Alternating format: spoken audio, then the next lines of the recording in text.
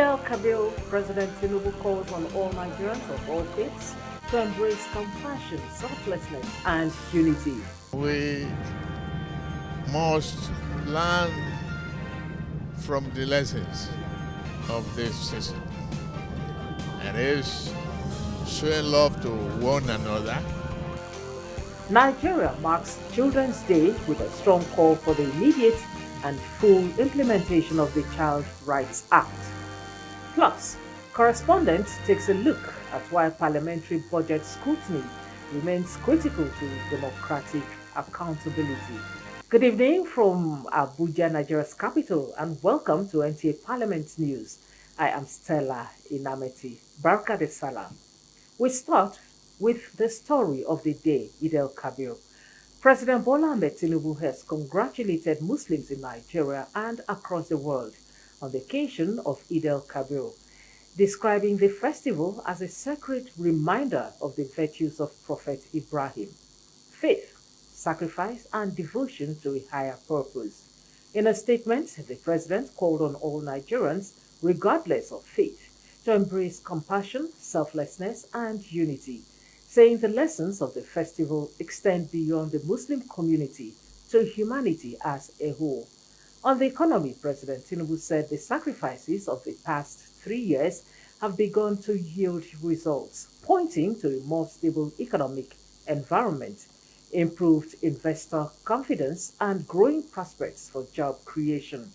He declared that the difficult period was behind the country, saying the light was now visible after what he described as a walk through a dark tunnel.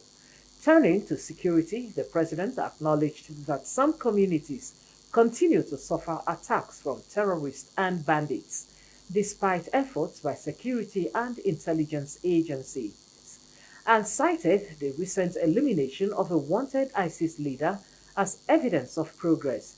He assured affected communities that they had neither been abandoned nor forgotten, and pledged that his administration would ultimately defeat all forces of evil. President Tinubu urged Muslim faithful to use the occasion to pray for the country for peace and for wisdom among those in leadership. He also called on Nigerians to reach out to the less privileged and to reinforce the bonds of brotherhood across the nation. He reaffirmed his administration's commitment to investing in security, infrastructure, agriculture, and human capital development, saying the goal remained a Nigeria where every citizen could live freely, worship without fear, and pursue their aspirations. The president closed his message with prayers for the nation, wishing all Nigerians a peaceful and blessed Eid al-Kabir. Another Eid Kabir. We thank His mercy, and we must learn from the lessons of this season, and is showing love to one another, no discrimination, no ethnicity, no hatred, and we should share love and be generous to one another in a way that will reflect the value of our country and the humanity in us. It is essential that we be very tolerant, be obedient to the wish of Allah, and obedient to the rule of law, which must guide our society. Nowhere in the holy teaching that you should engage in banditry. Nowhere that you should kill another human being. The sacrifice we are talking about, even in the beginning of life, where we take this from, a child was replaced with animal. And that is what the value of life is all about. Similarly, President of the Senate, Godswill Akpabio, has urged Nigerians to embrace the spirit of sacrifice, unity, and national renewal as Muslims mark Eid al-Kabir. In a message released on behalf of his family, constituents, and the Senate, Akpabio said the festival is a time for prayer and reflection on the values of devotion, selflessness, and obedience, exemplified by Prophet Ibrahim. Akpabio congratulated President Bola Tinubu, Vice President Kashim Shettima, and Muslim faithful across Nigeria and the world, calling on citizens to use this solemn period to pray for peace, security, and prosperity, and to also remember troops on the front lines and farmers returning to their fields.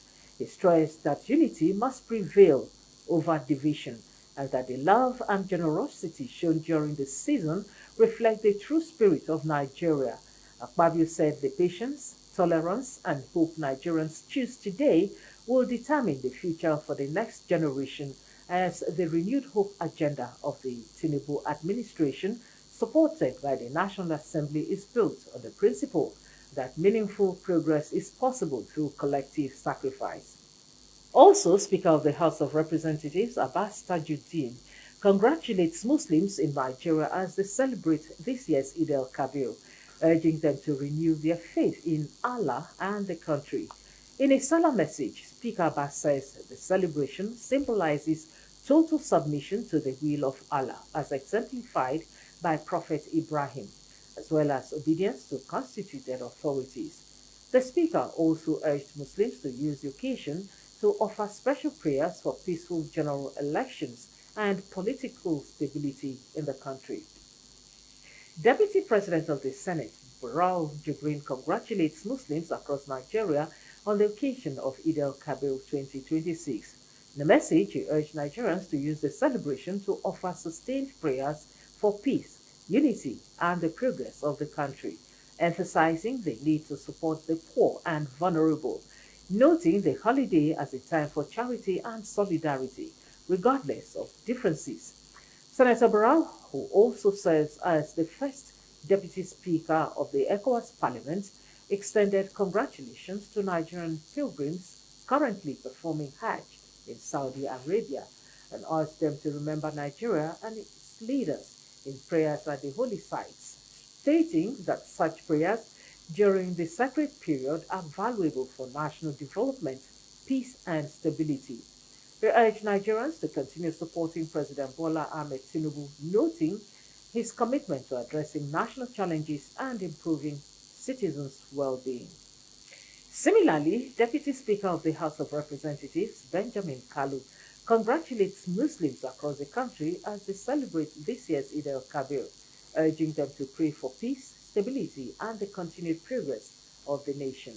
In a solemn message, Kalu enjoins all Nigerians to learn the lessons of Eid al-Kabir, which include sacrifice, obedience, and faith to guide their daily lives. He also urges citizens to embrace compassion and extend generosity to one another, especially to the poor, the vulnerable, and the less privileged in society.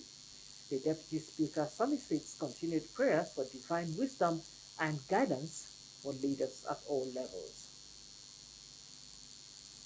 Moving on, children are often described as the leaders of tomorrow. Yet, for millions growing up in difficult circumstances, the path to that future is fraught with disheartening challenges. As Nigeria commemorates Children's Day, stakeholders are questioning whether enough is being done today to secure the leadership potential of the next generation. Correspondent Doris Akumoye takes it from here. For millions of Nigerian children, poverty means living without having or meeting up with the basic socio-economic needs. Research shows that lack of sanitation affects 65% of children in low-income countries, increasing disease exposure, deprivation in nutrition and health, which undermines growth, immunity, and life expectancy. And beyond food, which is a basic need of life, comes societal pressure, as small children are left unattended to, lured into cultism, violence, and crime. These stakeholders blame parents for not adequately playing their role as the children are left in the mercy of the society. Somebody comes from one place and begins to tell them, this is what you are doing. No, to belong. To belong, you have to join this group. And they get into it without considering the consequences. The parents are not to blame for the economy we find ourselves today. If it was then, it's easy for a parent to go out there, struggle, and come out with probably 2,000, 3,000, 4,000 naira that will be able to take care of the family. I think everything is charity begins at home. When the children goes out and they meet their friends doing these things bad, and then you come in, there's depression in the home already. And people just think the way forward is to smoke, is to do drugs. Another thing is money. Children just go into these things because they need their own pocket money. Protecting children's rights and helping them build a strong foundation through effective public policies and enlightenment is key to building a strong future for the children. From the home front, parents must instill morals on the children, monitor their activities to reduce vices capable of affecting their future. How do we bring up our children? How responsible are we as parents and caregivers? You have to wake up. Parents must play their role. The religious organization must play their role. Society generally must play a role in educating, informing the children, building morals in them. They agree that building strong foundation in children requires effective social support and community enlightenment. In Yenagoa, Doris Akomonye, NTA News. Chidi Odo is a legal practitioner and a public affairs analyst. He will be speaking on Nigeria's prospect for child development. Chidi, once again, welcome to NTA Parliament News. Thank you for having me, Stella. We are celebrating Children's Day today, but quick one, if you had 30 seconds to tell Nigeria's leaders one child right that must be enforced better, what would that be and why? For me, child labor is at the forefront of the activity. The government should stop immediately.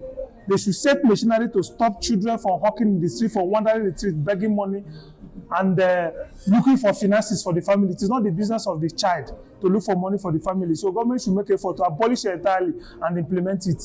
It impacts negatively in their school enrollment because by the time they are looking for money, they have missed the opportunity for either academic education or technical education that will equip them for future. Okay, what is your recommendations to the state yet to domesticate the Child Rights Act? Well, the delay in passage of the act is very bad for the system because the children are the most vulnerable of the society and the most valuable of the society. I'm appealing to the state to immediately pass the law and assent to the law, and then they should also implement the content and terms of the Child Rights Act. Because all the Child Rights Acts are not the same. Some people have varied some portion of the Child Rights to suit their own cultural and religious norm. However, I'm appealing them they should take the interest of the child whenever they're making the law, because the future of the children are most paramount and important to the Nigerian society because they are leaders of tomorrow. Passing and giving assent to the Child Rights Act is not the target of the process. How can we ensure effective implementation, especially for those who have domesticated the act? Well, I think the government are paying lip services to Child Rights Act. Most states just want to pass the Child Rights Act of pressure, but there's no mechanism for implementation of the provisions of the Child Act. For instance, it is important that there's a mechanism for checkmating out of school children. There should also be a mechanism for checking children who are trading in the street. There should be a task force or a commission or a welfare body that makes sure that they mop up children from the street and make sure they are in the schools or make sure they are in the appropriate place for vocational or technical education. But most states just pass it without any structure, mechanism, architecture for enforcement of the provisions of the Act. That is the major drawback to the Child Rights Act. Nigeria operates a constitutional democracy. The Constitution says that there should be no discrimination against anybody, either because of basis of sex or condition of birth, Section 42 of the Constitution. So any culture, any tradition that discriminates against their child is flouting the provisions of the Constitution, and that culture is inconsistent with the Constitution, null and void. That's our position. So there more education is taken to such people that I believe in such outmoded and outdated philosophy. It is not good for the health of the children, especially the girl child. The female children are very, very intelligent and competitive in workplace and even in schools. So they should be given opportunity to express their talent. Which other of the Child Rights Act would you want Nigeria to give immediate and urgent attention? First of all, the child has said that it's compulsory education for all the children. It should be implemented immediately without wasting time. All the school children should be more part of the street and sent to the school.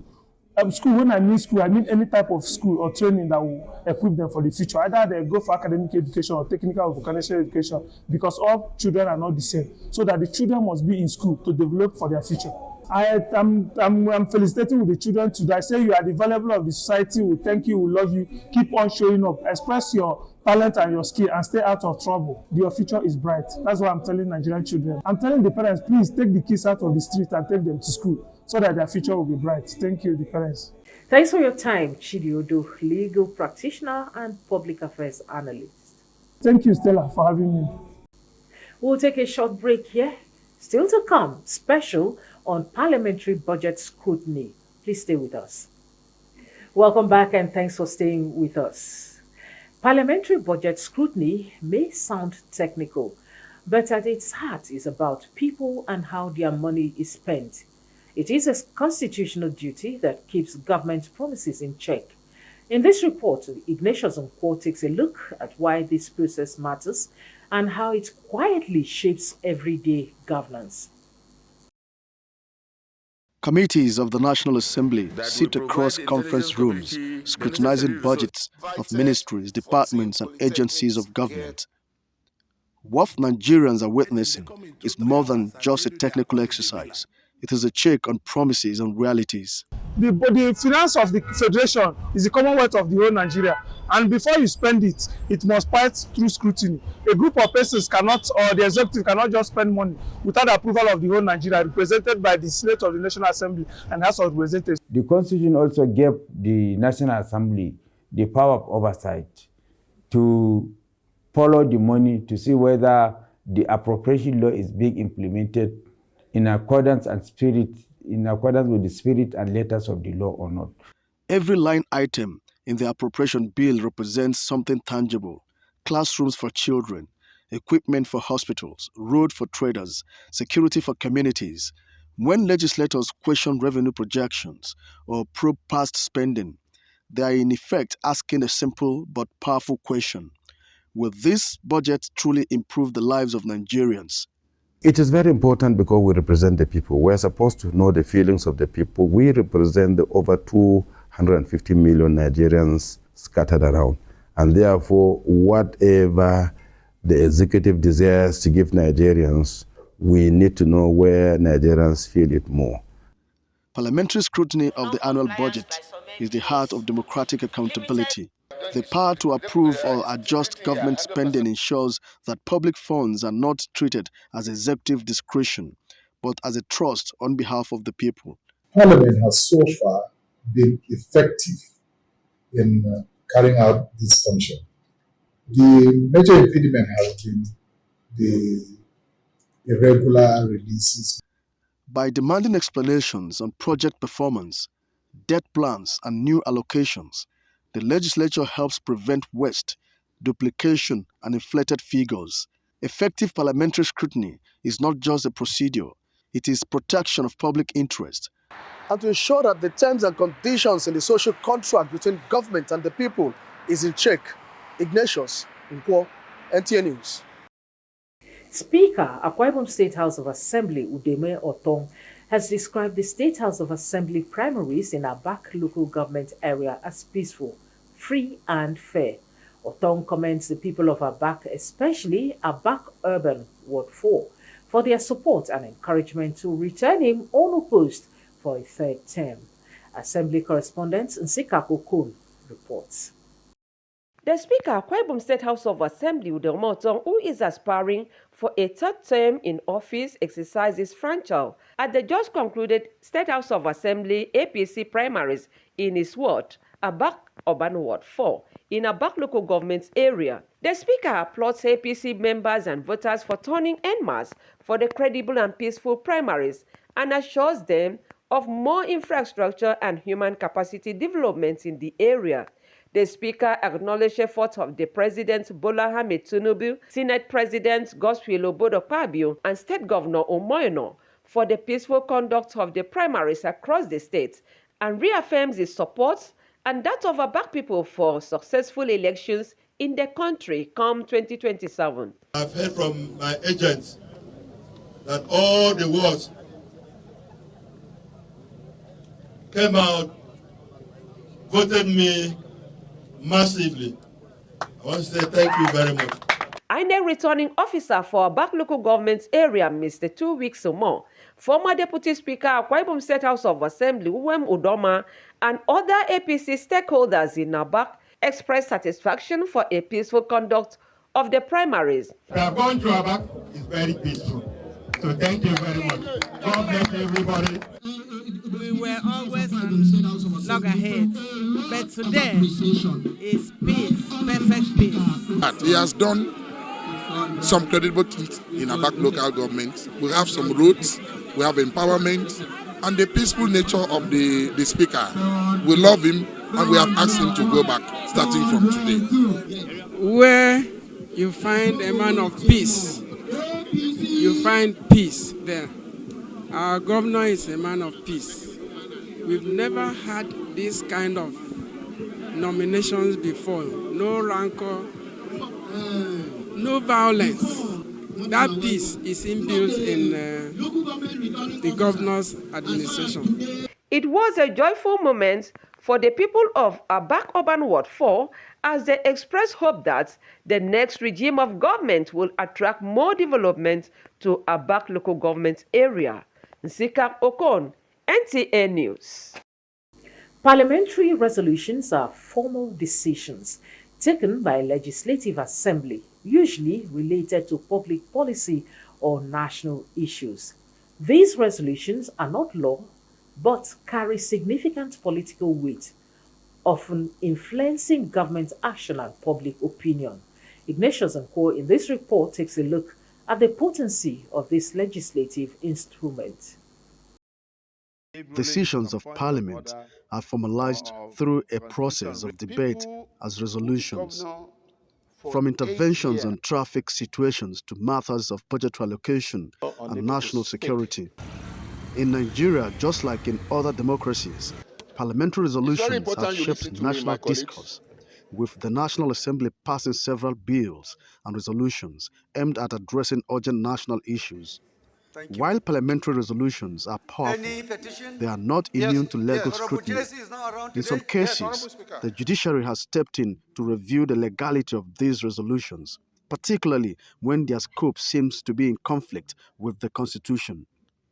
The judiciary is there as the referee that is upholding rules and regulations and interpreting the Constitution when there are issues. While Parliament has the authority to pass resolutions, these must stay within the framework of the Constitution and are subject to the consideration of the Executive. They are not binding on the Executive as they are advisory in nature. The impulse of the people should be our worry, and we must act, in addressing them. Any reasonable executive will have to have a second thought on whatever resolution that is put forward, because the implementation of the resolutions lies squarely with the executive. By the time it goes bad, the executive will be blamed. When a resolution goes beyond that, the judiciary has the responsibility to review and ensure constitutional compliance. For instance, in 2018, the National Assembly reordering the sequence of elections for the 2019 general elections, placing the presidential election last, but court nullified that amendment, ruling that only INEC has the right to organize and conduct elections. I heard one of the chambers amending the standing orders to say that you must be there must be a ranking or non-ranking. These matters have been decided by the courts. These court rulings often set precedents, defining the limits of parliamentary powers and strict adherence to the doctrine of separation of powers. Ignatius Nko, NTA News. The president of Pan-African Parliament, Fateh Boutbig, says Africa Day 2026 reflects unity, resilience, and shared destiny since the founding of the OAU in 1963. Bodby, in a statement marking the Africa Day 2026, stressed that safe water and sanitation must be treated as fundamental human rights tied to health, dignity, productivity, and climate resilience. He warned that millions across Africa still lack access to clean water and proper sanitation, especially vulnerable groups. He said the Pan African Parliament will continue to promote model laws, oversight, and policies for sustainable water governance and equitable development. Both big urged government, civil society, youth, and development partners to invest more in water infrastructure and innovative community solutions. He described Africa Day as a call to action on water shortages, sanitation gaps, and climate pressures. Not just a commemoration, he added that stronger political will, accountability, and cooperation are key to unlocking Africa's potential. The PAP reaffirmed its commitment to a people-driven parliament aligned with Agenda 2063. And that's the package. Do join us again tomorrow, Thursday, for another bulletin. Remember, NTA stands against rape and rapists. You can follow us for news updates on our social media handles displayed on your screen. Thanks for watching and do have a great Salah evening. I am Stella Inameti.